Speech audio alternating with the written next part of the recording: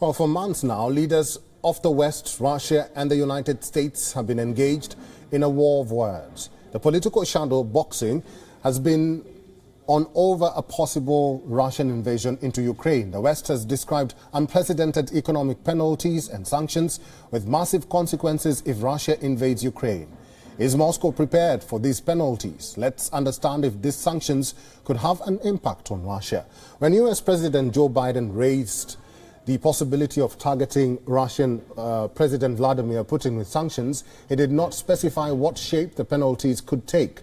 But America's past measures against authoritarian strongmen like former Libyan leader Muammar Gaddafi and Syrian President Bashar al-Assad include freezing personal assets abroad and barring foreign banks' transactions. But in its response to the West's threats, the Kremlin said that the move would be pointless since Russian officials are barred from holding wealth abroad, and that any penalty would only damage diplomacy on the Ukraine conflict. What could be more damaging, as discussed in power corridors of Brussels, would be to ban Russian banks' transactions in dollars, which is the key currency on international market. The possibility of excluding Moscow from SWIFT, a key mechanism of international banking exchanges, could also be damaging. In the past, Iran has suffered from having been excluded from SWIFT.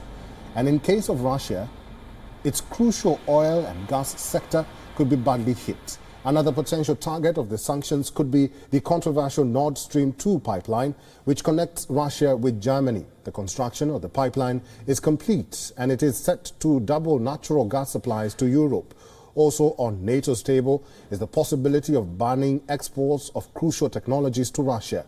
In 2014, Russia tackled waves of Western sanctions after it annexed the Crimean Peninsula from Ukraine. The sanctions hit the rubble and saw foreign investments dwindle, and in response, Moscow built up what is referred to as Fortress Russia, measures designed to ensure new sanctions will not see the economy or Russia's financial system collapse. To Russia's advantage, the country has a small external debt compared to other global powers and a large reserve of foreign currency accumulated by the central bank. Moscow has also pursued a de-dollarization policy for several years. It has also called on its partners China and India to conduct payments in other currencies. Last year, Russia even said it would be dropping dollar from its national wealth fund.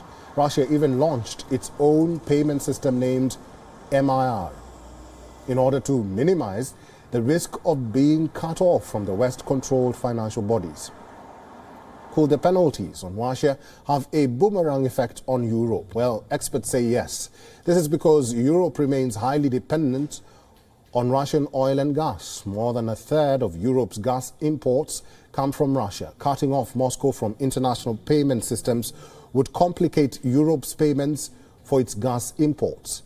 There are also fears that Russia could use its energy dominance as leverage and turn off the tap.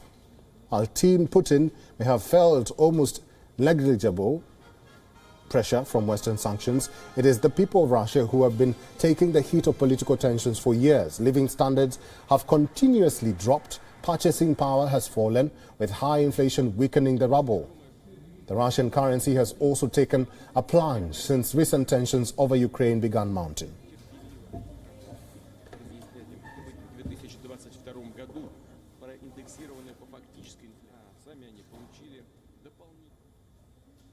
WION is now available in your country. Download the app now and get all the news on the move.